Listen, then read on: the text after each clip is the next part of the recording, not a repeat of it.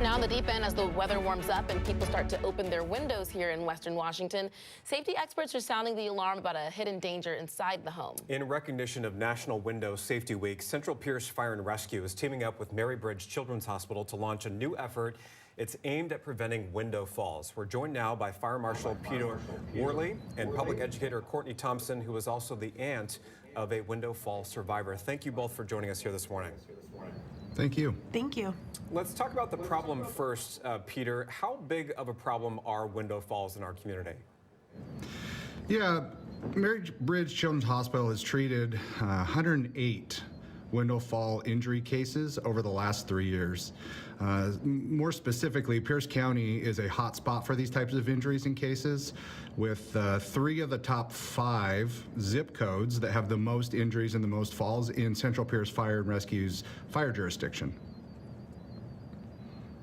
And Courtney, can you all hear me? Yeah. Okay, Courtney, you are close to a window fall survivor. Can you tell us about Madden's story and what happened there?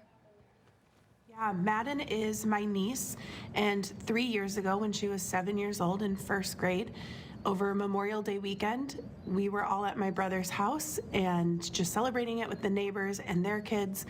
The kids had all eaten, and then they'd gone upstairs to play in Madden's room. Her room is on the 2nd story of their home, and she wanted to ask my brother a question, her dad, and so she shouted out of the open window because the weather was beautiful, much like what we're experiencing right now.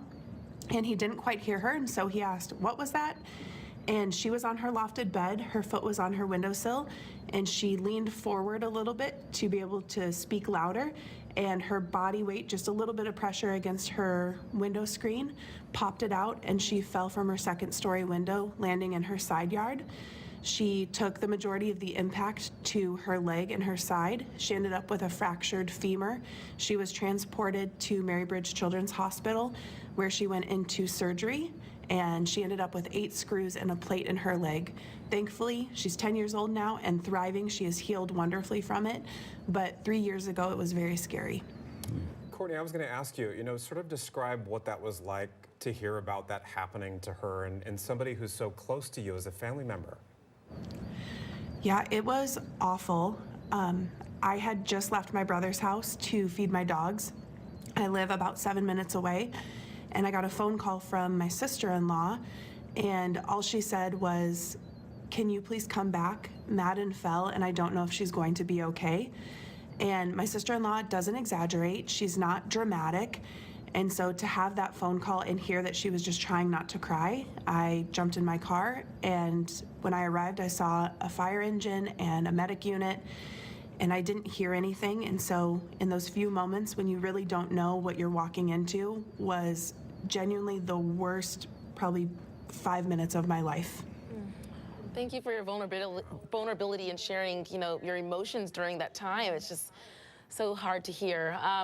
As an educator, what would you say are some of the common misconceptions caregivers have about window safety, and what do you want adults who are in the home with the children at the time to know?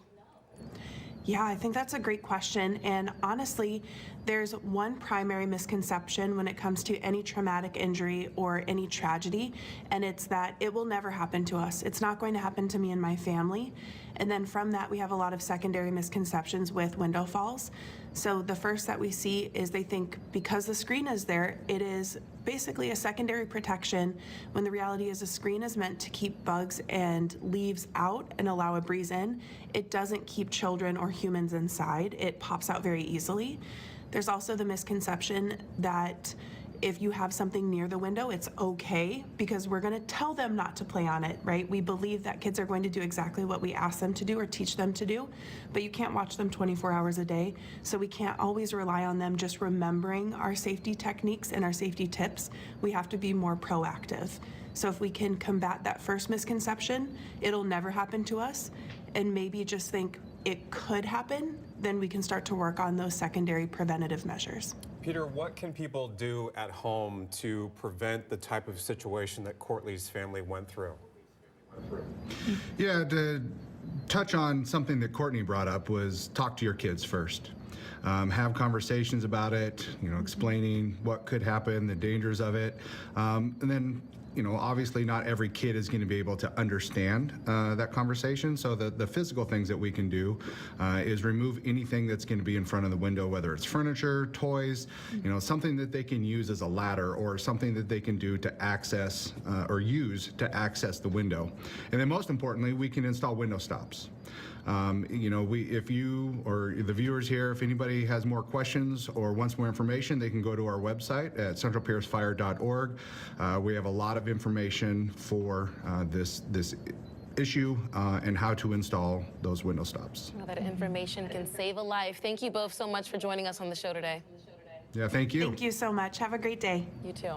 And those window stops, too, are not very expensive. So if you can, try to get some of those, and it can help prevent the type of situation that Courtney's family went through.